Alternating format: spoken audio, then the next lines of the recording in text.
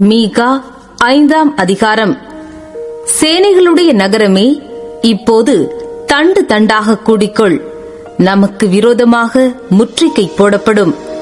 இஸ்ரவேலுடைய நியாயாதிபதியை கோலினால் கன்னத்திலே அடிப்பார்கள். எப்பிராத்தா என்னப்பட்ட பெத்லஹேமே, நீ யூதேயாவிலுள்ள ஆயிரங்களுக்குள்ளே சிறியதாயிருந்தும் இஸ்ரவேலை ஆளப்போகிறவர் உன்னிடத்திலிருந்து புறப்பட்டு என்னிடத்தில் வருவார். அவருடைய புறப்படுதல் அநாதி நாட்களாகிய பூர்வத்தினுடையது. ஆனாலும் பிரசவிக்கிறவள் பிரசவிக்கிற மட்டும் அவர்களை ஒப்புக் கொடுப்பார். அப்பொழுது அவருடைய சகோதரரில் மீதியானவர்கள் இஸ்ரவேல் புத்திரரோடும் கூட திரும்புவார்கள். அவர் நின்று கொண்டு கர்த்தருடைய பலத்தோடும் தம்முடைய தேவனாகிய கர்த்தருடைய நாமத்தின் மகத்துவத்தோடும் மேய்ப்பார். ஆகையால் அவர்கள் நிலைத்திருப்பார்கள். அவர் இனி பூமியின் எல்லைகள் பரியந்தமும் மகிமைப்படுவார். இவரே சமாதான காரணர். அசீரியன் நம்முடைய தேசத்திலே வரும்போதும் நம்முடைய அரண்மனைகளை மிதிக்கும் போதும் 7 மேய்ப்பரையும் மனுஷரில் 8 அதிபதிகளையும் அவனுக்கு விரோதமாக நிறுத்துவேன். இவர்கள் அசீரியா தேசத்தையும் நிம்ரோத்தின் தேசத்தையும் அதனுடைய வாசல்களுக்கு உட்புறமாக பட்டயத்திற்கு இரையாக்குவார்கள்.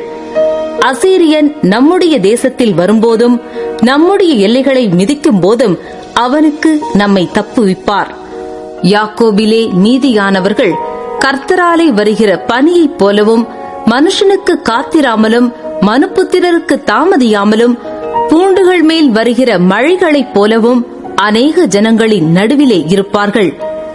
யாக்கோபிலே மீதியானவர்கள் சிங்கம் காட்டு மிருகங்களுக்குள்ளே இருக்கிறதற்கு சமானமாகவும் கடந்து போய் மிதித்து தப்புவிப்பார் இல்லாமல் பீறி போடுகிற பாலசிங்கம் ஆட்டு மந்தைகளுக்குள்ளே இருக்கிறதற்கு சமானமாகவும் ஜாதிகளுக்குள் அநேக ஜனங்களின் நடுவிலே இருப்பார்கள்.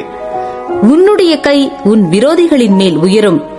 உன் சத்துருக்கள் எல்லாரும் சங்கரிக்கப்படுவார்கள்.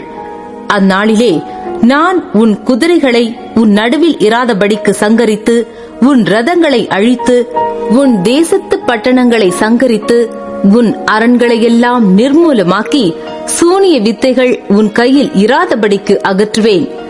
நாள் பார்க்கிறவர்கள் உன்னிடத்தில் இல்லாமற் போவார்கள். உன் சுரூபங்களையும் உன் சிலைகளையும் உன் நடுவில் இராதபடிக்கு நிர்மூலமாக்குவேன். உன் கையின் கிரியையை நீ இனி பணிந்து கொள்ளாய். நான் உன் விக்கிரகத் தோப்புகளை உன் நடுவில் இராதபடிக்கு பிடுங்கி உன் பட்டணங்களை அழித்து செவிகொடாத புறஜாதிகளிடத்திலே கோபத்தோடும் உக்கிரத்தோடும் நீதியை சரி கட்டுவேன் என்றார்.